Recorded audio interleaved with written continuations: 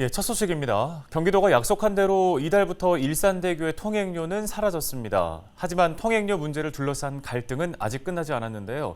일산대교 측이 공익처분에 불복하면서 법적 다툼이 현실화됐습니다. 네, 취재 기자를 연결해서 일산대교 무료화와 또 남은 과제들을 짚어보겠습니다.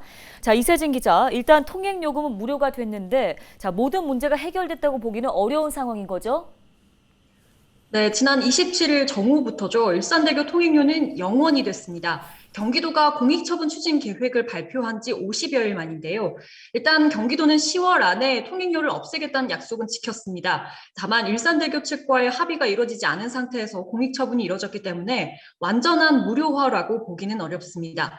실제로 일산대교 측은 경기도의 공익처분에 즉각 불복했는데요. 일산대교 측은 홈페이지에 경기도의 처분이 위법하다며 공익처분에 대한 공식 입장을 공표했습니다. 그러면서 집행정지 신청과 취소 소송을 제기한다고 밝혔는데요. 향후 법원의 판단에 따라 일산대교 통행료 징수가 재개될 수 있다는 말도 덧붙였습니다. 그러면 주민들이 통행료를 다시 내는 일이 발생할 수도 있다는 건가요? 경기도가 불복 소송을 예상하지 못한 건 아닙니다. 경기도는 앞서 일산대교 무료화와 함께 항구적인 무료화를 추진하겠다라는 입장을 밝힌 바 있습니다. 법적 다툼이 있더라도 도중에 무료 통행이 중단되지 않도록 후속 조치를 하겠다는 건데요. 이를 위해 경기도는 전체 인수 금액 가운데 일부를 먼저 지급하는 방식도 검토하고 있습니다. 소송 결과와는 상관없이 도민들이 통행료를 다시 내는 일은 없도록 하겠다는 겁니다. 예, 통행료 분담에 대한 논란도 아직 끝나지 않았습니다. 지자체 분담에 대한 반대 목소리도 있죠.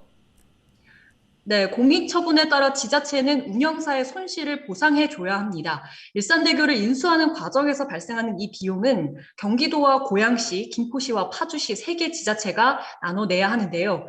경기도와 3개 시의 분담 비율은 50대 50으로 논의가 됐지만 일선 지자체의 분담률은 향후 더 협의가 필요할 것으로 보입니다. 지자체 분담률이 아직 공개되지 않은 상황이지만 지역에서는 통행료 무료화에 시 예산을 투입하지 말라는 반대 목소리도 나옵니다. 통행료 무료화 직후 김포에서는 국민의힘 김포시 의원들이 이런 입장을 냈는데요. 의원들은 일산대교 무료화를 위한 재정 분담을 시민 세금으로 메울 경우 일산대교를 이용할 일 없는 시민들까지도 요금을 함께 부담하는 구조가 발생한다며 공익처분 비용은 국가 예산으로 해결해야 한다는 주장을 내놨습니다. 예, 아직 남아있는 과제가 좀 상당해 보입니다. 지자체에서는 앞으로 어떤 대응 전략을 가지고 있습니까? 네, 김포시를 포함한 3개 지자체는 일산대교 문제 해결을 위한 공동 협의체를 구성하기로 했습니다. 이를 위해 28일 업무 협약을 맺었는데요. 새 지자체는 일산대교 운영 정상화를 위해서 법적 대응 후속 절차에 나선 한편 향후 재정 분담에 관한 논의도 이어갈 것으로 보입니다. 다만 아직 인수 금액이 확정된 것이 아니기 때문에 경기도와 일산대교 사이 추가 협상이나 법적 다툼에 따라 일산대교 통행료 분담 논의도 달라질 수 있겠습니다. 예, 지금까지 보도국 이세진 기자 연결해서 일산대교 무료화와 관련된 소식 들어봤습니다.